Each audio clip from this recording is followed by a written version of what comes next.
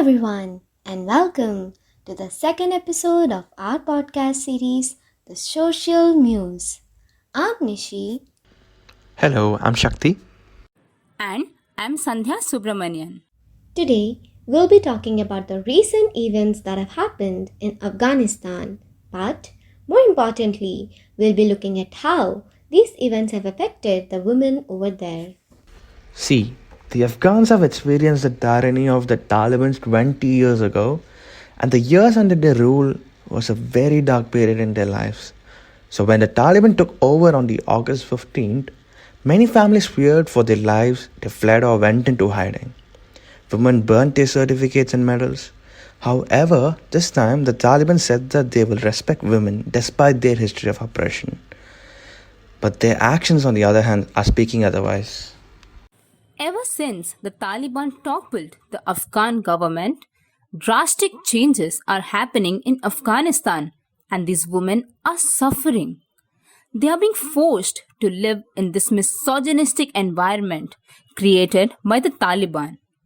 For example, on September 16th, that is just a month after the Taliban took over, the signs for the Ministry of Women's Affairs were removed from the government building in Kabul, and they were immediately replaced with the signs for Ministry for the Propagation of Virtue and Prevention of Vice. The Ministry of Women's Affairs was established after the Taliban were toppled in 2001 with 90% female staff in the ministry. And now, the Ministry of Women's Affairs has disappeared and there are no women in the new cabinet. The Taliban have shut down the ministry that was created with the intent of helping women in accused homes, giving those women a voice. And now, these women have no governmental agency to turn to. And before, women made up 25% of the parliament. They served as deputies, advisors, secretaries, and among other roles. This is no longer possible because the Taliban announced that women can no longer serve in high ranking jobs.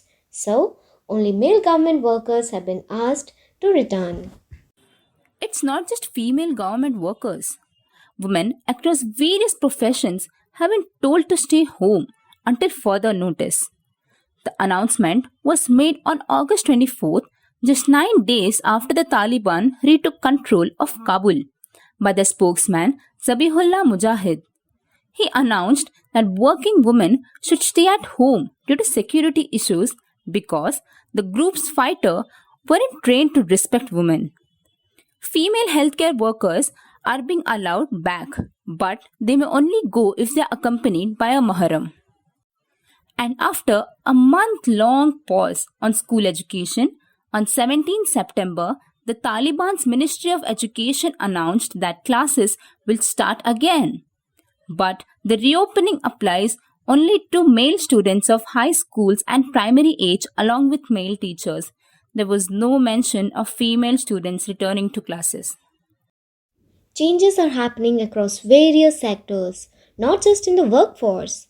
For higher education, women and men will from now on be in separate universities. Abdul Baki Haqqani, a senior member of the Taliban, said, women would be allowed to resume their studies, but only according to Islamic principles. This means that universities would have to educate male and female students at different times in separate buildings or in partition lecture halls. Life in Afghanistan from 1996 to 2001 under the rule of the Taliban was cruel and no one wants to experience it again. They had banned almost all education for the girls. The current situation could potentially turn out the same. The teachers themselves are expressing growing concerns for the safety of their students. Shabana Basij Rasik, the founder of Afghanistan's first girls' boarding school, said that in August she had burnt her students' records to protect them and moved her school to Rwanda, which has offered them a temporary home. She also pointed out the sad irony of how, during the previous Taliban reign, the militants burned the student records to erase their existence. Taliban's philosophy of not allowing co-educational schools is concerning, considering how only 16% of the Afghan schools are currently girls only. And ever since the Taliban's rule ended in 2001, the Afghan government has made remarkable improvement in the education system. Between 2002 to 2021, with help from the international community, schools reopened for boys and girls in Afghanistan, with almost 40% of secondary students being girls. However, now, with only a few female teachers available, 1 in 10 teachers being female in some provinces. How will the militants place female students with only female teachers for physical schooling? This is all now going to diminish years' worth of progress made in the education sector. With no support from the existing government, women are choosing to protest, and those who do are met with physical violence. The Taliban have used whips and sticks against the female protesters and brutally thrashed several journalists who tried to cover their protest. There are reports saying that house to house searches are still going on. They're searching for women leaders as well as those officials and activists who have opposed the Taliban. They're also conducting these searches to find girls above the age of 15 to marry. Even if the schools reopen for the girls, the Taliban are likely to restrict the subjects taught to them to only religious education. Constant reinforcement of religious beliefs and education in favor of their government are some of the expected procedures the militant is expected to stick with. We can help these women under the Taliban's tyrannical rule with funds.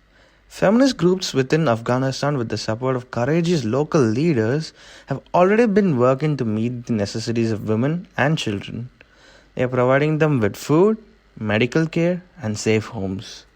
Reproductive health and mobile clinics are still operating under emergency protocols to provide emergency care to women and girls, despite the threat of the Taliban.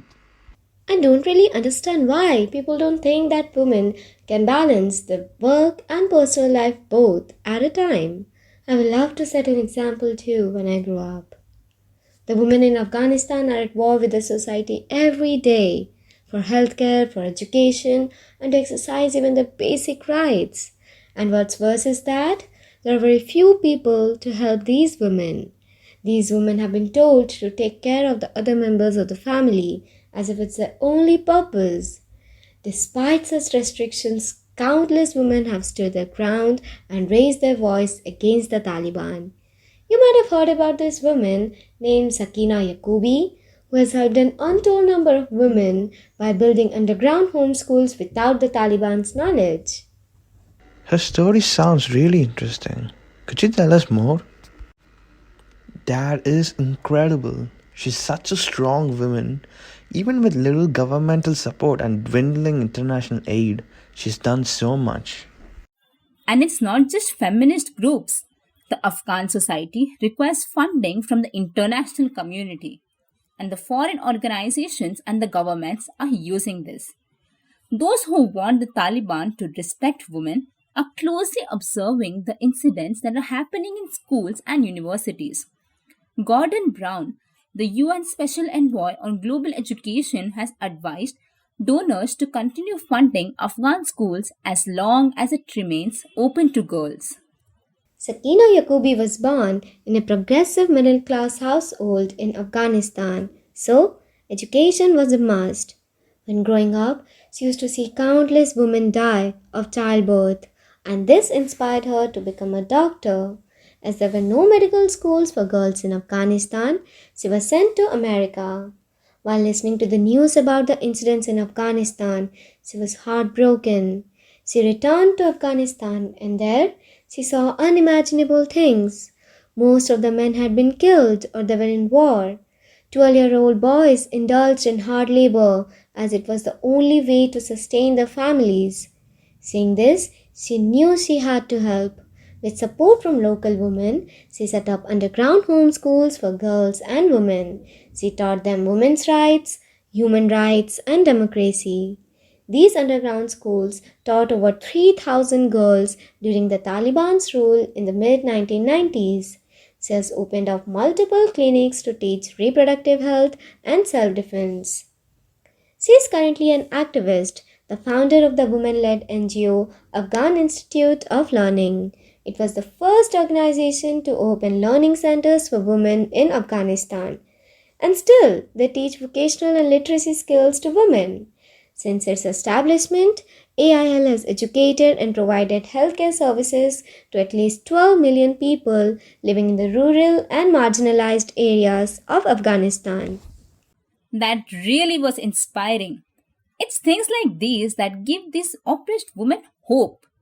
The fact that they can count on others, that we other men or women will be there for them. You're absolutely right. These women have changed society in unimaginable ways. They've broken barriers and questioned beliefs. They're inspiring other women to come forward and help those around them. And on that note, we would like to conclude this episode. We hope that you enjoyed listening to our podcast. Okay, then, till next time, adios. As many of you have noticed, there's a color theme for today's episode, just like our previous ones. We chose black and white today to reinforce that there's no grayscale when it comes to matters of gender equality, a woman's education, and freedom. It's either right or wrong. You can't stand in between. The outside world needs to know the injustice in Afghanistan, particularly how these women are suffering. And we need to know what's right and what's wrong in order to help in the best way possible.